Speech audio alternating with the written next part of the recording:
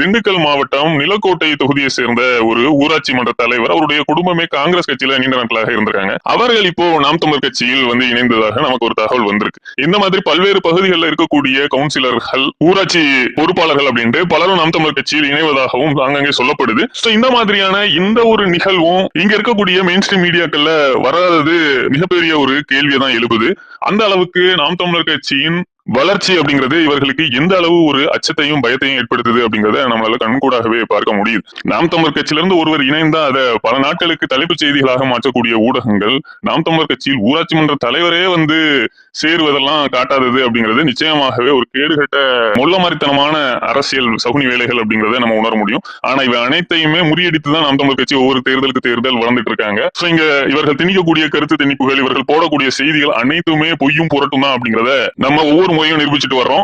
இவர்கள்லாம் இந்த மாதிரியான பல்வேறு கேவலமான சதி செயல்களை செய்தாலும் அது நாம் தமிழர் கட்சிக்கு பலத்தை தான் கொடுக்குமே தவிர எந்த விதத்திலையும் பலவீனமாக்காது அப்படிங்கிறது தான் அரசியலை அறிந்தவர்கள் சொல்லக்கூடிய செய்தியா இருக்கு.